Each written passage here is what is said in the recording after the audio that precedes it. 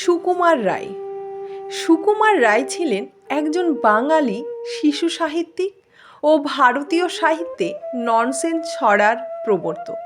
তিনি একাধারে লেখক, ছড়াকার, শিশু সাহিত্যিক, রম্য রচনাকার, প্রাবন্ধিক, নাট্যকার ও সম্পাদক।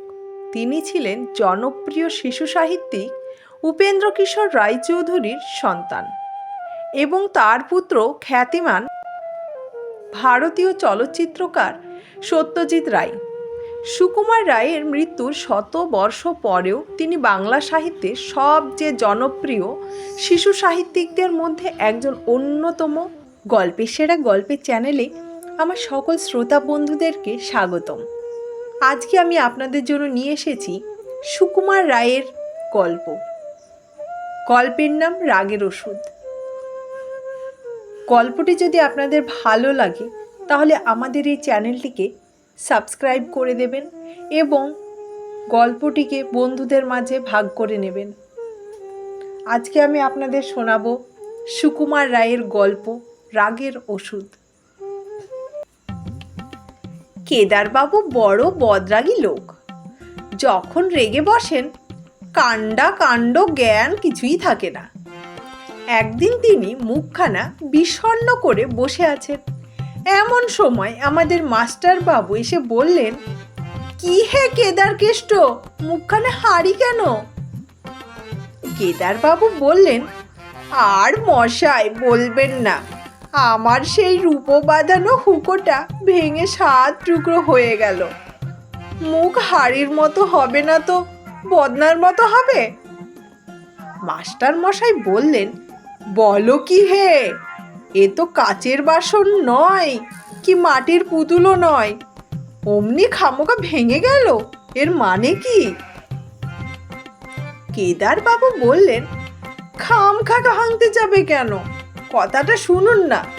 হলো কি, কাল রাত্রে আমার ভালো ঘুম হয়নি। সকালবেলা উঠেছি, মুখ হাত ধুয়ে তামাক খেতে বসবো, এমন সময় কলকেটা কাত হয়ে আমার ফরাসের ওপর টিকের আগুন পড়ে গেল।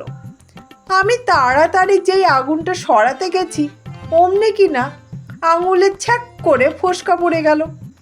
আচ্ছা আপনিই বলুন, এতে কার না রাগ হয়? আরে আমার হুকো, আমার কলকে, আমার আগুন, আমার ফরাস, আবার আমার ওপরেই জুলুম। তাই আমি রাগ করে বেশি কিছু না, ওই মুগুরখানা দিয়ে 5-10 ঘা মারতেই কিনা হতভাগা হুকোটা ভেঙে খান খান। মাস্টার মশাই বললেন, তা যাই বল বাপু, এ রাগ বড় চণ্ডাল। রাগের মাথায় এমন কাণ্ড করে বসো, রাগটা একটু কমাও। কমাও তো বললেন, রাগ যে মুখের কথায় বাগ মানবে, এ রাগ আমার তেমন নয়। দেখো, আমি একটা উপায় বলি। শুনেছি খুব ধীরে ধীরে 1, 2, 3 করে 10 গুনলে রাগটা নাকি শান্ত হয়ে আসে। কিন্তু তোমার যেমন রাগ, তাতে 10-12তে কুলোবে না। তুমি একেবারে 100 পর্যন্ত গুনে দেখো। তারপর একদিন কেদারবাবু স্কুলের সামনে দিয়ে যাচ্ছেন। তখন ছুটির সময়, ছেলেরা খেলা করছে। হঠাৎ একটা মার্বেল ছুটে এসে কেদারবাবুর পায়ের হাড়ে ঠাঁই করে লাগলো। আর যাই কথা, কেদারবাবু ছাতের সমান এক লাফ দিয়ে লাঠি উঁচিয়ে দাঁড়িয়েছেন। ছেলের দল যে যেখানে পারে একেবারে শটান চম্পট। তখন কেদারবাবুর মনে হলো মাস্টার বাবুর কথাটা একবার পরীক্ষা করে দেখি। তিনি আরম্ভ করলেন, 1, 2, 3, 4, 5। স্কুলের মাঝখানে একজন লোক দাঁড়িয়ে বিড়বিড় করে অঙ্ক বলছে। তাই দেখে স্কুলের দারোয়ান ব্যস্ত হয়ে কয়েকজন লোক ডেকে আনলো। একজন বলল, কি হয়েছে মশাই? কেদারবাবু বললেন, 16, 17, 18, 19, 20। সকলে বলল, এ কি, লোকটা পাগল হলো নাকি? আরে ও মশাই, বলি অমন ধারা করছেন কেন? কেদারবাবু মনে মনে ভয়ানক চটলেও তিনি গুনেই চলেছেন। 30, 31, 32, 33। আবার খানিক বাদে আর একজন জিজ্ঞাসা করলেন, মশাই আপনার কি অসুখ করেছে? কোবরেজ মশাইকে ডাকতে হবে। কেদারবাবু রেগে আগুন হয়ে বললেন, 59, 60, 61, 62, 63। দেখতে দেখতে লোকের ভিড় জমে গেল, চারিদিকে গোলমাল হইচই। তাই শুনে মাস্টারবাবু দেখতে এলেন ব্যাপারখানা কি।